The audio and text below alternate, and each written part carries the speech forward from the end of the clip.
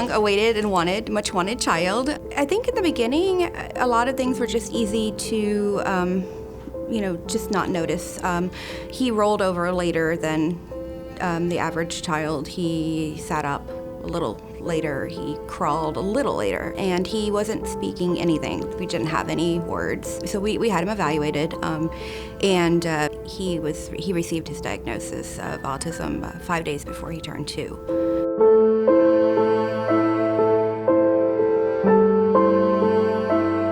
He's kind of that middle-of-the-road kid. He needs support, but he doesn't need to be, segregated. He wanted to connect with other children, and he couldn't.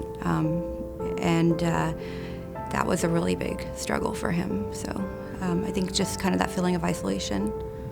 There were a lot of things that we did not do in the community because it was just too hard to manage, and we knew it would not be pleasant for him. I think separation for a long time has been an approach to how you work with kids with special needs, because honestly, it's kind of the easy way out. It makes it easier for you to enable the rest of the experience, but then what have you lost? All the opportunities that you could have had to make that a better opportunity for everyone.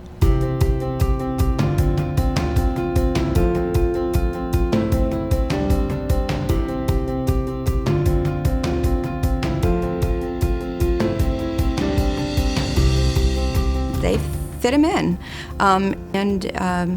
and this is our 3rd year now with Camp Shalanu. So and that was made possible because of the inclusion program. If you had to use 2 words, and it was like, man, this camp is blank and blank, what would your 2 words be?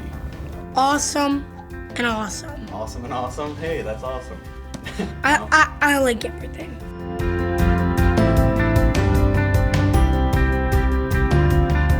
Inclusion was a term that I've always heard. I think after starting to work with National Inclusion Project, I realized very quickly that I did not have an accurate definition of what inclusion is. I quickly realized this is about giving every kid the opportunity to be a part of something, which, that's everyone. That impacts every family.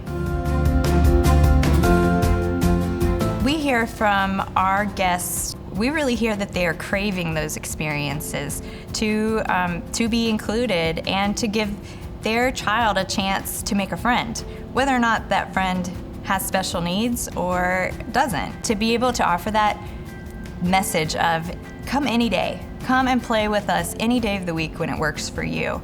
And we promise that we are going to have open doors, and we're going to do everything we can to make sure that this experience feels like it was just as much for your family as the family right next to you.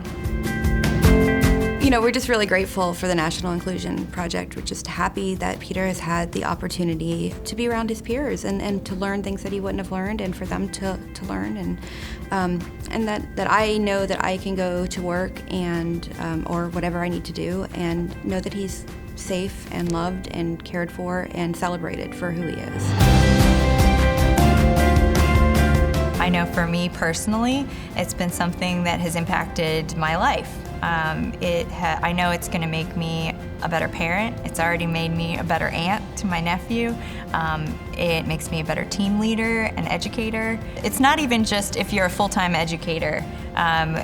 This is something, if you're a part-time camp counselor, high school student, if you've had exposure to inclusion and the training and the ideas behind it, you're going to take that with you, and you can put it into anything else that you do after that.